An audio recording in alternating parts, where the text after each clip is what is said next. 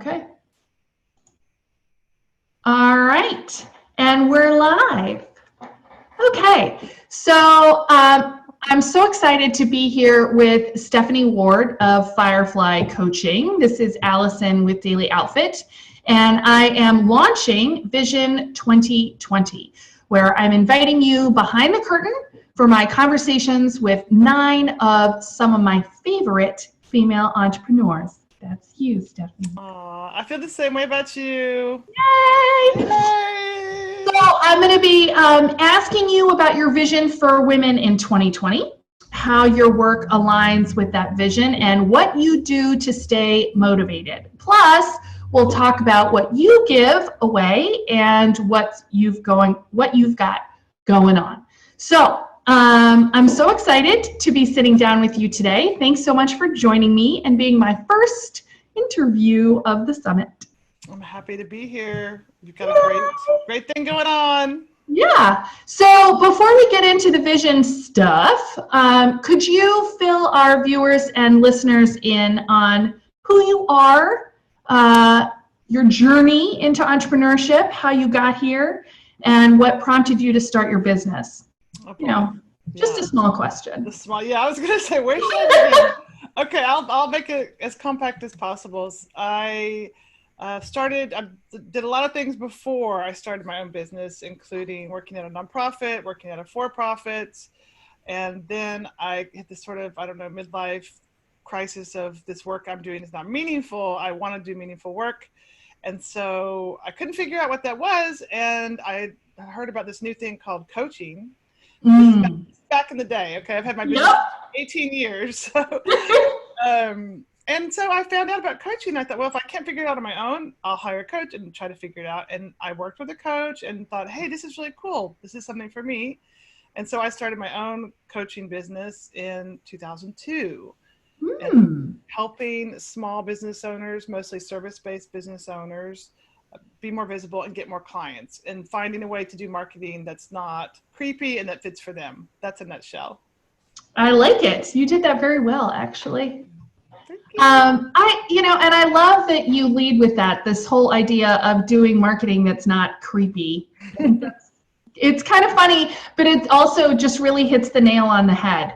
And I think so many people are so scared of marketing themselves because it feels creepy. And not everyone is an extroverted human like you and I. So it feels a bit scary too. So I'm curious, what helped you figure out this particular niche, the small business owner? Was that from your background, or was that just the people that you like to hang with? Like, how did you? Well, when I first started off in 2002, I actually had 3 target market groups. They were somewhat related. So it was the small business owners, it was career changers, and leadership, people, leaders in corporate. And I only did that for 3 years before I realized you've got to focus and choose a niche. And that's when out of the 3, I love the business owners the most because they're varied and it's so exciting. And it's what I was doing as well. So I think it was just the whole idea of the small business and taking control of your life and going for your dreams and being able to have the freedom, and then being able to support that with the work I do, because most of the people just want to do the work they love and they don't want to do marketing. They're not a weirdo like me that loves marketing. I help them find a way where they can do it and it doesn't feel creepy and it feels good, so that they can actually do the work they love to do. Yeah, that's so interesting, because that's part of the way I talk about the work I do too. Yeah. That, not everyone loves to get dressed in the morning. Not everyone you do, exactly. to put together an outfit, and I try to make it easy so that women can go out and do the work they were put on this planet to do. And, I don't think I necessarily made that connection before, that you and I both are sort of in this service business to help other people do their work. Yeah. Fascinating. There's so many angles to it. They all matter, and supporting each other so that we can do this and we can take control of our destiny and our finances, and be able to put our creative work out in the world as well. It's an exciting vision. It is. Hey, like Vision 2020. Wait a minute. Yeah. Oh, okay. So that brings me to my first big question. Now that our watchers and viewers and listeners know who you are and how you got here. So first, let me say just a caveat. When I'm talking about women, obviously I realize women are not all the same. We're not a monolith. You know, you and I are not the same person, even though we're women. Our experience doesn't speak for all women. You know, there are many different types of women on the planet. But of course, the way I think about it, and you can tell me how you think about it, but when I think about women and especially for female entrepreneurs, we do face systemic issues, and we do face sort of overarching stereotypes about women, and you know, regardless of where we come from or what we look like, there are still certain things that get in our way. Would you agree with that? Would you say that's For sure? Absolutely. Absolutely. Yeah. And so when I talk about, you know, a vision for women, I'm talking about it sort of from that perspective. Like, you know, regardless of where you're coming from, and of course you may have more issues or there may be more things standing in your way, that we, all of us, kind of have to jump a certain number of hoops.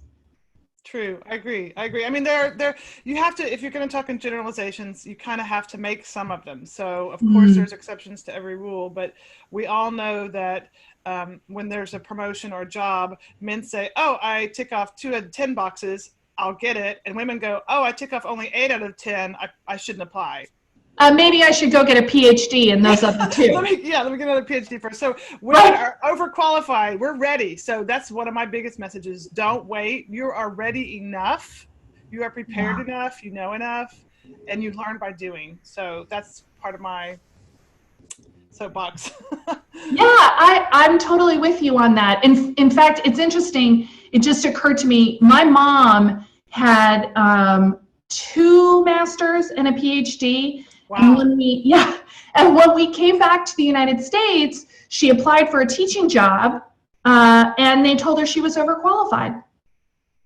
Okay. It's like, wait. Okay, can't win for losing. The catch. Yeah, right. So in actual fact, you could be penalized for doing all of that training and getting so prepared and getting to that point in your life where you're like, I'm ready now. And the world's like, you're kind of too ready for us.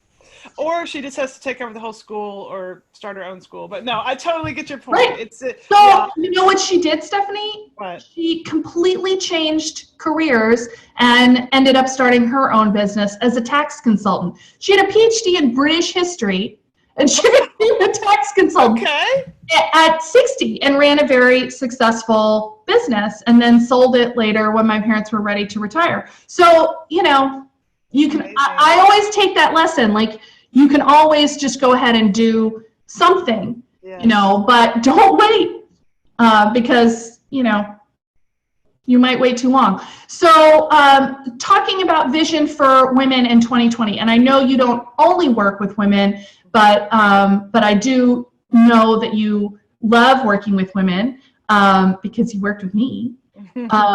So talk to me about what that means to you and kind of what you're thinking for the women in your, you know, coterie.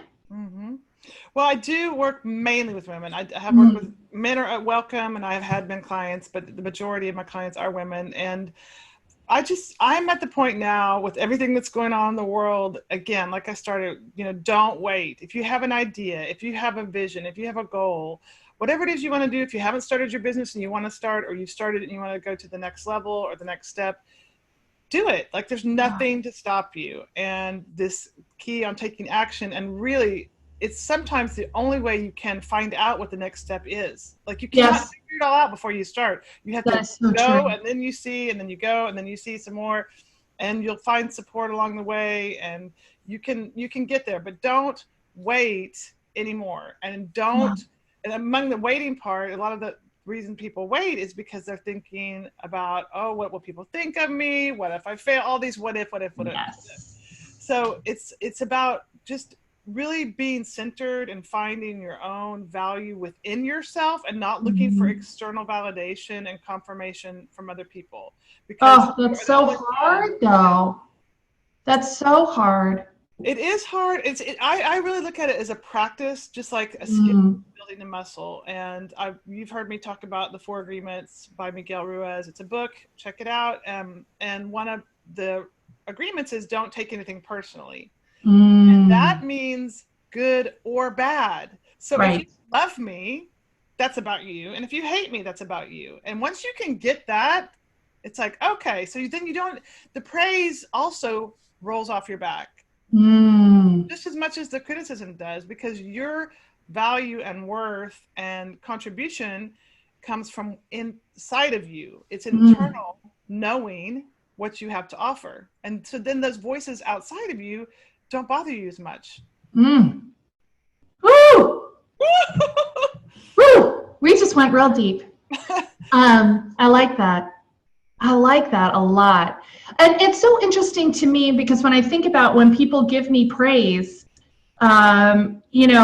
between you and me and everyone else who's listening, honestly, when people tell me, how much they've enjoyed working with me or whatever, I love hearing it, Mm-hmm. but most of the time, I know it's true.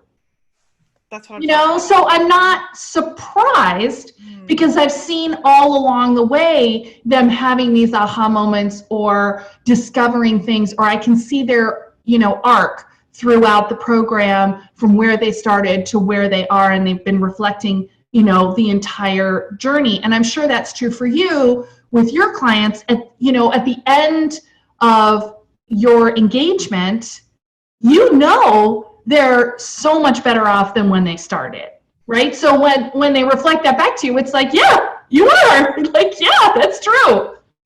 Well, exactly. I mean, it's a knowing of listening to your clients, listening to what they say, taking in the feedback. I mean, we can always learn, improve, and grow, and Of course.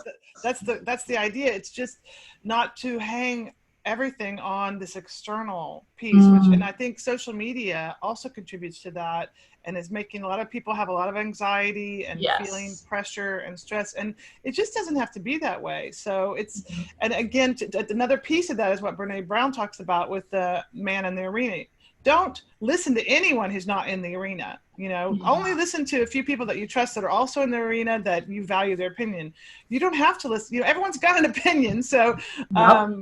it doesn't have to be something that you absorb and take personally. Well, and that's why I'm doing this over the next 3 days, because I got the advice early on when I was starting my business to, gather a council, to have a group of people that I really trust and care about their opinion, and to continually check in with them. And I call them my balcony, and you're definitely one of them. And thank you for being that for me. But, to have a safe space where you can ask questions and the things you really are wondering about and get vulnerable and get really good feedback from someone you trust is invaluable. And it's something I think women do so well. It's something we really have been socialized to do, and it works. Right. So let's capitalize on that. Let's make the best of all the things we're really good at naturally anyway. And Mm-hmm. that will help us pump up our skills in the areas that maybe we need to lift a bit. So Yeah. yeah, I'm Yeah. all for that. Bring people around you, create a mastermind, join a mastermind, Mm-hmm. bring people in, have conversations, and share experiences with each other. Yeah.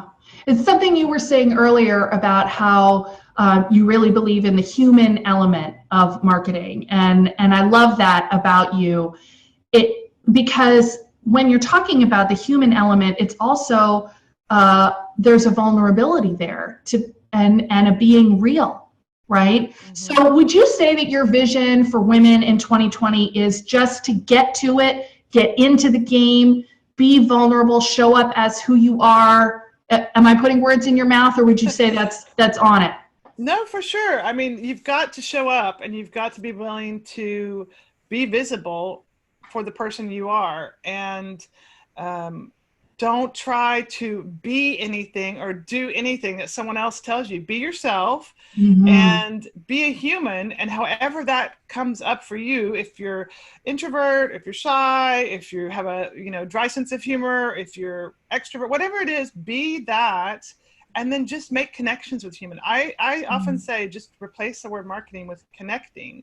And if you look at it like that, just forget about the word marketing and just say, okay, how am I going to connect with people today? How am I going to connect with someone? So online connection, in-person connecting.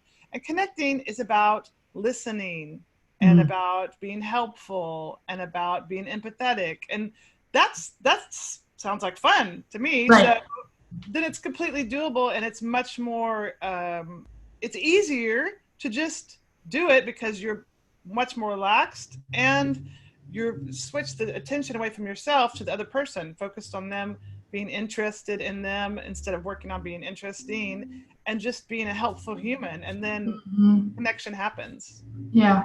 Yeah. I love that. It leads me to my next question, actually, very nicely, which is how your work serves that vision. And, just to bring it back full circle, when you're talking about marketing, and I know this is true about you, you're always talking about how to get into connection with people. So do you want to say a little bit more about that, like more specifically about marketing? Well, I think, and your question is specifically about the connection between the vision and women, or how your vision for women connects with the work that you do. And you kind of answered it already, but I just want to give you an opportunity to expand on it if there's anything else you want to say about that. I think it gives me the chance to encourage women to do what they already know they want to do. And reassure them and give them confirmation and support in how to convey that message in a way that they feel proud of and that connects with the people that they need to connect with. Because there are no tricks, and there are no, well, some people, I guess there are tricks. I don't know what they are. I don't learn them. I don't teach them. So I don't know what they are, but some maybe creepy bro marketing does that. But, for the most part, it's just a matter of being yourself and being clear about the value you bring. And so I help them, when I can help them do that, then they can go to people that could use their services and in a really relaxed way, let people know, oh, well, hey, that's interesting you're saying that, because that's actually what I do, and I help women or men do this and that, so that it's just completely natural, and it's a natural evolution from conversations. So that's how I see my part in this process, is to facilitate them being more confident and clear in the way they communicate their value. Yeah. And, it's interesting because when I first met you, I went and looked on your, is my thing wiggling again? Whoa. My screen sometimes wiggles when I get really excited. When I went and looked at your website, and I noticed, so you have this downloadable, I think it's 7 strategies to attract more clients. And I remember thinking at the time, like, whoa, she's giving away everything. And, that was when I first started out, and I had that. And I think this will be very resonant for anyone who's watching or listening who's just starting out in their business, that fear of like giving it all away.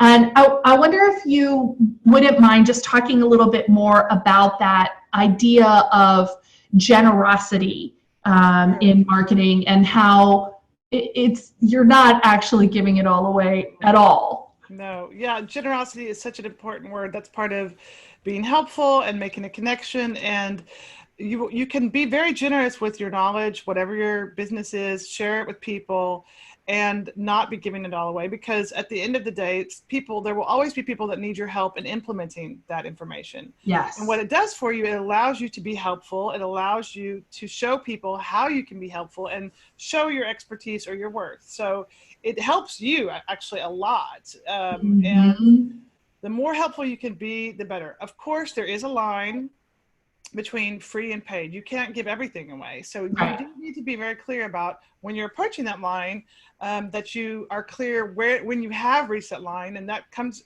across a lot of times in conversations, people will say, can I pick your brain, or should we have coffee, this or that? And or they write you with a question with a problem. And I kind of just use like a 15-minute rule. If I could answer or help in 15 minutes, send a link, tell them a resource, fine. Otherwise I say, you know what, this is actually the kind of stuff people hire me for, and here's a link to my packages, have a look. Oh, I love that. That's such a great way to say that. Yeah. Nice. Yeah. I've had that conversation with several people, with clients, but also myself. I've had to say it. So it's a completely natural thing. And sometimes people are not even aware. They're like, oh gosh, of course. Yeah. Because they're not thinking about it. So it's your job to be aware of when your boundaries are being approached and how you want to handle that. Yeah. And I think that's a really good point, because I think people are looking to you for guidance, obviously, because they want to book coffee with you, or they want to, ask you these questions. So they're already looking at you as an expert who can help them. And what I always say is, if I can help you with you just reading my blog posts, great. More power to go for it. But there are people who really need to be in a group class. There are people who really need to work one-on-one. And when you say, this is actually the kind of stuff people hire me for, that helps them realize, oh, okay, well, this is a very specific question that I'm going to need to work through, and I'm going to need to decide, is this how I want to invest my business development dollars, here and now, or is this something that I can, figure out later, or whatever. And it's sort of, it's again, you acting as the expert and guiding them through this process so that they can make informed decisions. Absolutely. And that's also generous. It's an act of service. It is an act of service to be clear with people about that, and to be clear yourself about how you work and how you can best serve them. So, and like you said, doesn't Brene Brown say that clarity is kindness? Isn't that her thing? Clear is kind. Yes, clear is kind. I remember that quote. It's a big in her book. Big text. Clear is kind. Yes. Yeah. Yes. All right. So we've talked about your vision. We've talked about how you serve that vision. Now, what I want to know, because I don't think we've ever had this conversation, is what keeps you motivated? So what do you do? I don't know. Well, maybe I should ask the question first, Stephanie. Like, do you ever get bummed out or like freaked out? Or, I mean, you're so positive. You ever because that entrepreneurial roller coaster can be no joke. What do you do when you're on you're trying to get up that hill? How do you stay motivated? Yeah. That's a great question. I am, for the most part, a very positive person. And so I'm really up high most of the time. But when I do have a down, then it is pretty down, but it doesn't last for long. So I think the more challenging piece comes not so much when you're really, really down, because for me, I come out of that pretty quick. It's more just really staying consistent. And consistency is such an important part of being a business owner. And how do I do that? I think part of it is, I just talked about this with an interview I did with someone about process versus outcome goals. Yeah. And focusing on just the consistency and the steps of it more than the giant, ta-da, you finally did it kind of thing. I think that's where a lot of people can crash and get down into the valley because they're so focused on that. So that's one thing that helps me stay, pretty trucking along pretty good, because I'm focusing on the process goals. If I get to that place where I'm just like, why am I doing this? No one's reading my blogs. What's happening? I go back to the why. Why am I doing this? So the whole Simon Sinek thing, and I'm doing it again so people can make a living doing the work they love. Yeah. And every once in a while, someone will reply to my newsletter and say, I really loved this, or someone will send a message, and then you're like, okay, it's all worth it, because sometimes you do feel like you're shouting out to the void, and right. Is anybody out there? Yeah. And so I think the key is, again, it's just stay connected to your why and try to focus more on small steps instead of giant wins, and really understand, I'm just beating this drum all the time, but consistency really does make a difference. I agree. So hang in there and write that next blog post, make that next video, go to that next networking meeting, follow up. It's never too late to follow up, by the way. And yeah, so that's how I stay motivated, is the work, the difference you can make. Really, it's the whole meaningful piece for me. Back to why I even started this. I want to do work that matters. I want to do meaningful work with meaningful outcomes with people that are also doing meaningful work. So good. So process oriented versus outcomes. So it's interesting because I was thinking about, I showed this on a little Instagram video I did this morning, but I want to show this to you. Okay. This is my project plan for my summit. And I don't know if you can see this, but it's shaped like a comet. Yeah. And so they're all, it's like week by week by week. And then, this is the goal. Yeah. The goal is way over here. And it's like all of this, so I stay focused on the thing I need to do now, and then once I got here, I was like, oh, well, everything's done. Oh, yeah. And here we are. That's a great point that you just brought up. I want to just jump in on that. The whole now, like this is what, staying in the moment. Life happens in the present moment. So stop dwelling on the past and anything that didn't work or any stress you had, and don't stress about the future, what's going to happen. Just in this moment, be in the moment, enjoy this moment. And because life, this is where it happens for everything. Yes. So much goodness today. All right. Well, speaking of the moment, we do have some people live on the call. So I'm going to switch to questions in a minute. But before we go there, I want to make sure that everyone knows how to get in touch with you. And I know you also have something you're offering today. So do you want to talk a little bit about that, where people can find you? And how to follow up with you, that awesome report that I mentioned earlier. Yes, so if you go to fireflycoaching.com, you can get my free report, 7 Steps to Attract More Clients in Less Time. On Instagram, I'm Firefly Coaching. On Facebook, I'm Firefly Coaching. On LinkedIn, I'm Stephanie Ward. We can connect anywhere that you'd like. If you have questions, my email's on my website. And that's about it. Yeah. And I have to say, for anyone who, even for those of us, because I actually really enjoy marketing, but yeah, you do. You're good at it. I do.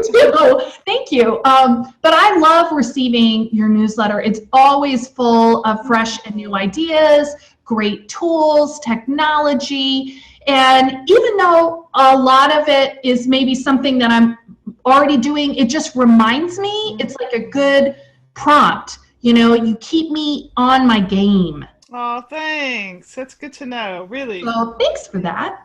And I think I'm one of those people who's responding to you all the time, like, thank you. You are.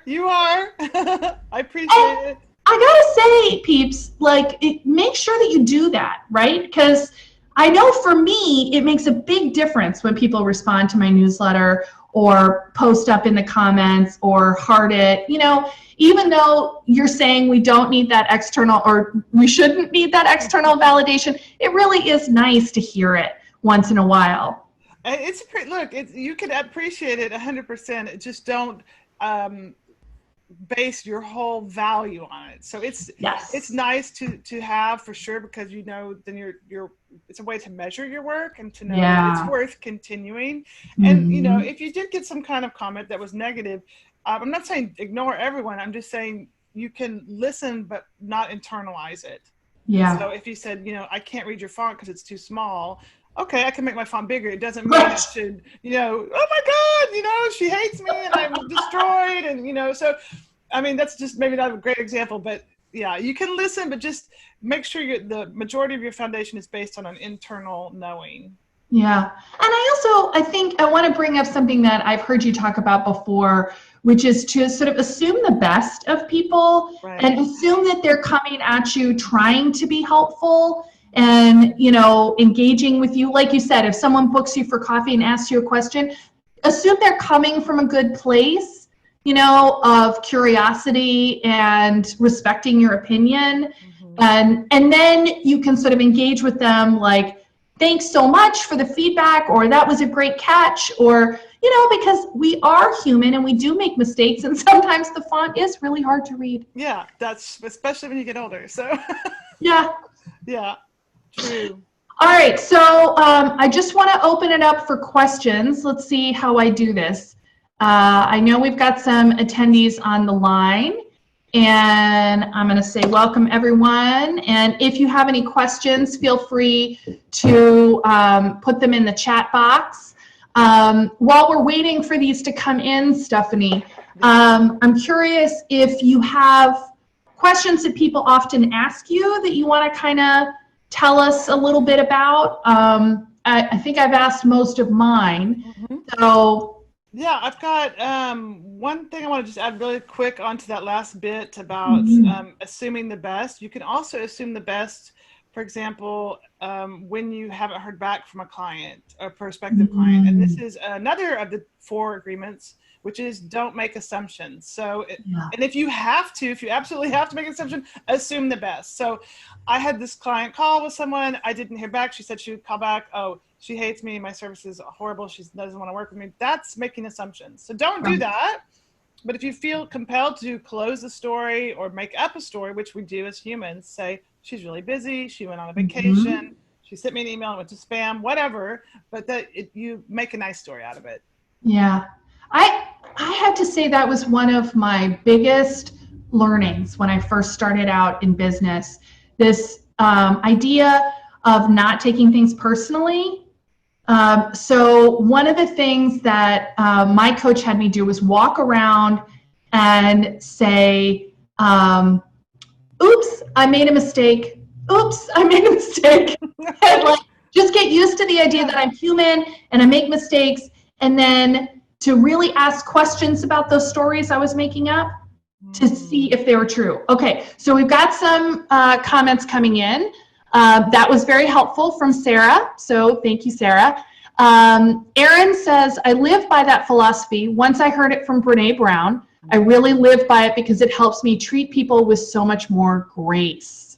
Love the word grace. Yes. It does. Yes. It does. And Sarah said, love the 15-minute rule. If anyone else has any questions, we can also do some live coaching here with Stephanie if you have any marketing questions about your business. And to follow up on that, so I have a question for you. Okay. As we're talking about follow-up with clients, you always talk about marketing in a way that's not creepy. Yes. So do you have a rule for like how many times you follow up with someone? 3. Yeah, and I do. Okay.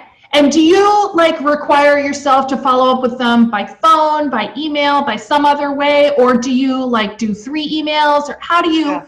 This is such a great question because I have a formula that I use that works for me for this. So 3 times, and you can choose if you want to do 1 or 2. The key is what I found, and this happens a lot more than you think. Technology is great and technology is a nightmare. So emails go to spam, voice messages get deleted. Things just happen. I've had so many times with like, I didn't get it, or what are you talking about? I didn't. Yeah. So what I do is whatever channel you start with, which usually is email, don't use email, then switch channels. Use LinkedIn Messenger or WhatsApp or a text message or Instagram direct message. So change the platform and say, hey, I sent you an email. Did you get it? Because sometimes they literally did not get it. And if they did get it, they could go, oh yeah, I did this. I just haven't had time. So do you remember that happened with us, Stephanie, where you were emailing me and it went into some crazy black hole? Yes. And I was like, oh my God, I can't believe I didn't get your email. Yes. Like, it totally happened. Yes, it really does happen. Yeah, and Sarah just says, I just had that happen. I followed up with a person on Instagram because the person didn't see my email. Yes, it happens all the time. So that's one way. You just got to switch channels every time. And then what I like to do in the last effort, which the third one isn't really, it's an action, but what I say is to the person, we talked about working together or whatever it was. I haven't heard back, which is no problem. I just want to let you know I'm going to put the ball in your court. So I'm here if you want to talk, but then it's rounded off, it's finished up, it's closed. It's not something out there dangling, because I don't like to leave people hanging, and I like to, stay on top of things. And that way it's finished business, and then they're free, I'm free. And if they want to come back, it's fine, but then I move on, and it just feels better. Yeah, I love that. That's such a great approach.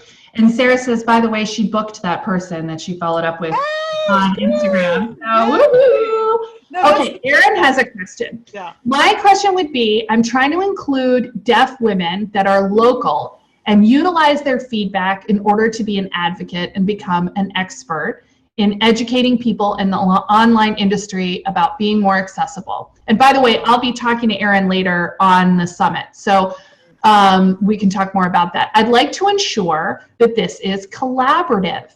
How would you suggest I go about building this focus group to be able to come back to my online community with feedback and valuable information? Oh, such a good question.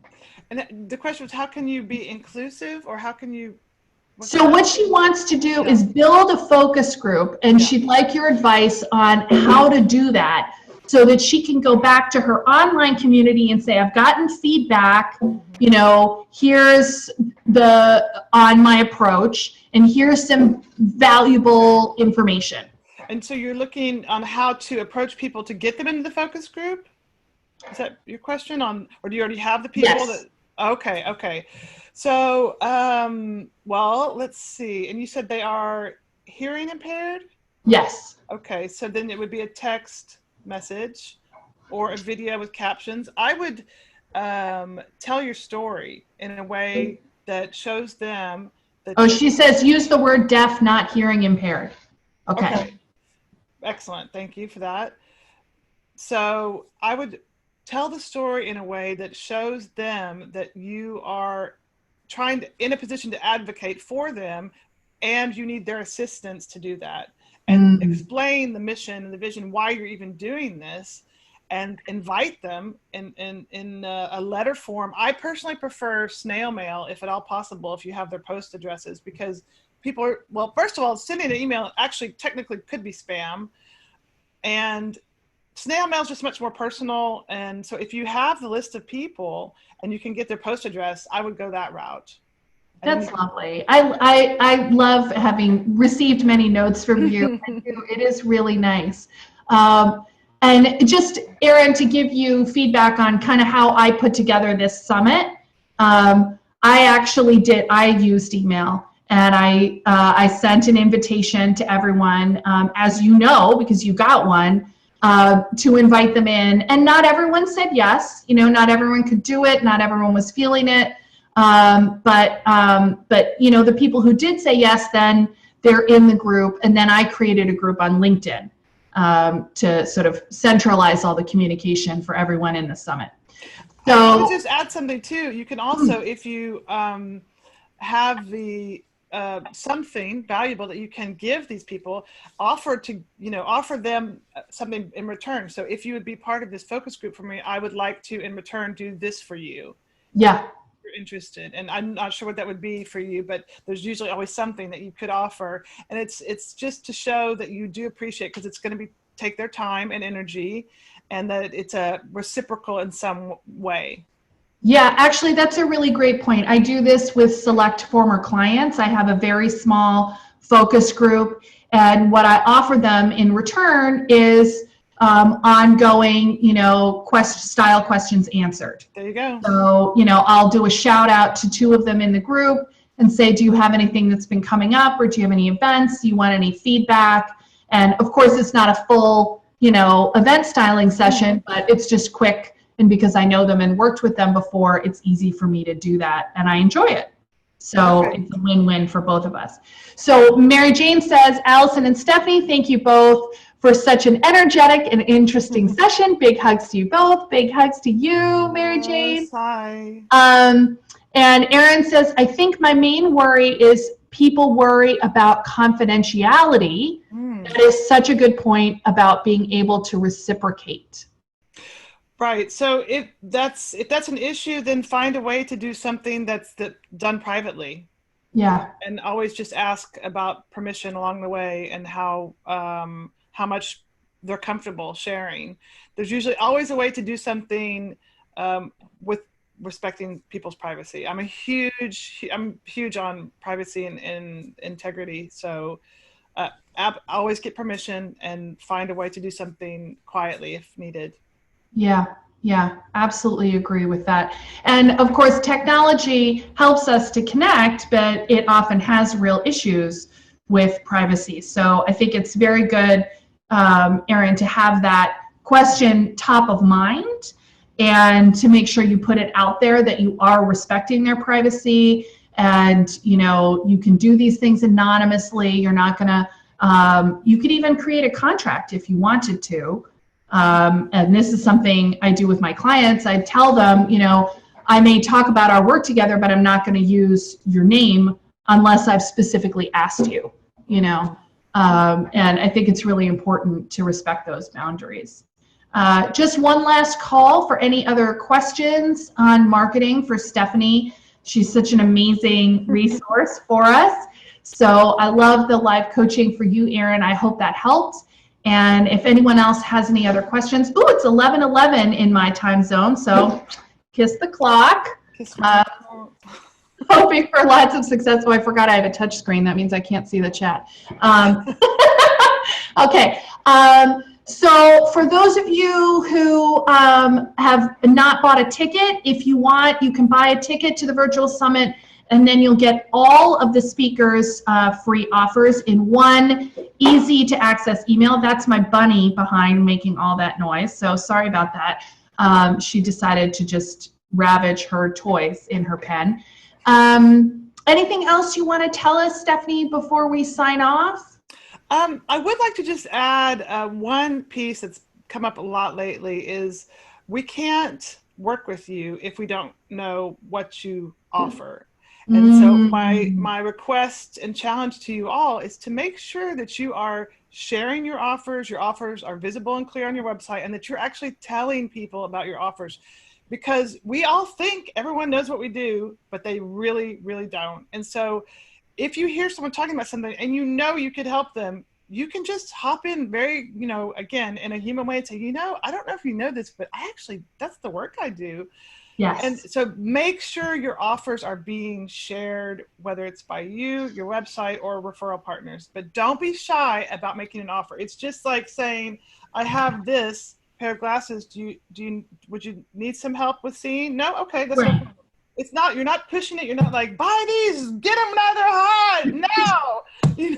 So it's just make the offer, and yes or no is perfect. Yeah, that's an excellent point. It's like if someone sneezes, do you hesitate to offer them a tissue? No. Good example. I love that. I'm going to use that. All right, lady. It has been such a pleasure to chat with you. Thanks to everyone for joining.